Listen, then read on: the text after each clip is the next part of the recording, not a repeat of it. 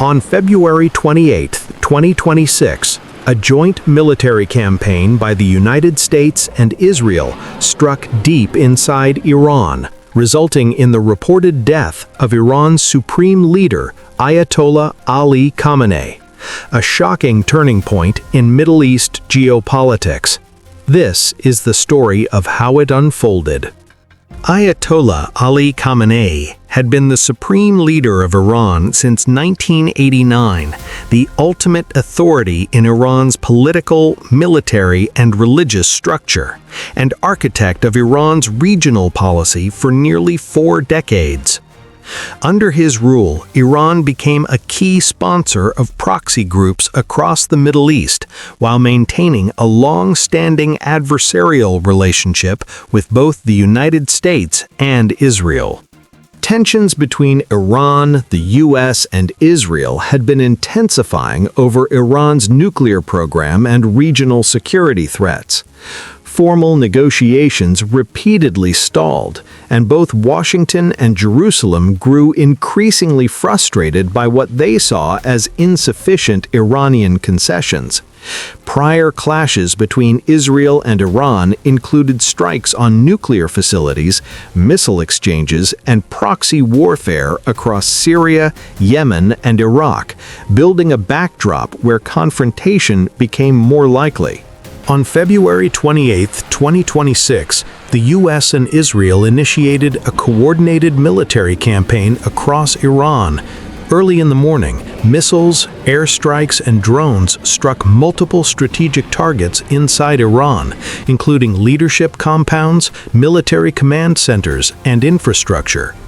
This unprecedented attack, reportedly codenamed Operation Epic Fury, involved hundreds of missiles and aircraft, signaling a major escalation.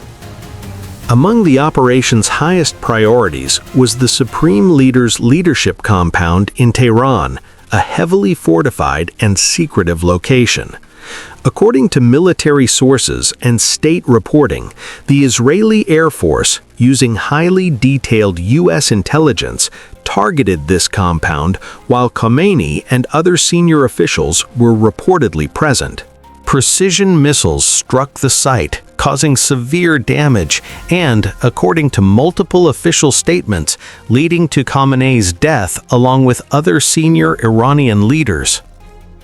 Within hours, U.S. leadership publicly stated that Khamenei had been killed in the strikes, describing his death as a major blow to Iran's leadership infrastructure.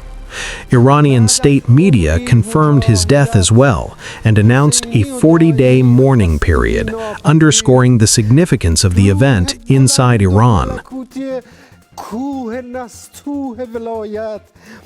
Prime Minister Benjamin Netanyahu of Israel also acknowledged signs pointing to Khamenei's death, saying that his regime's capacity for terrorism had been undermined. Khamenei's role was not just symbolic. He commanded Iran's military-religious complex, including the Revolutionary Guards and nuclear policy directions. Removing him could destabilize Iran's power structure, creating uncertainty about leadership and policy direction. For the U.S. and Israel, this operation aimed to degrade what they saw as a continual threat, from Iran's nuclear ambition to its support of proxy groups. Following the strikes, Iran fired missiles and drones toward U.S. and allied bases across the region, including in Qatar, Kuwait, and Bahrain. This retaliation highlights how quickly conflicts can escalate once direct military action occurs.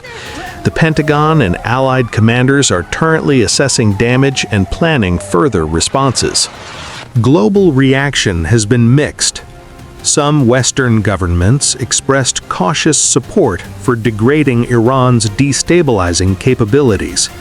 Others warned about the risks of a wider war and the legal implications of striking a sovereign capital. Arab states in the Gulf are closely monitoring fallout, with concerns about regional stability, energy markets, and civilian safety. This has been a breaking development in global geopolitics. We'll continue to monitor official statements, battlefield updates, and diplomatic responses as this story evolves. Comment below what you think this means for world politics, and don't forget to like and subscribe for daily updates.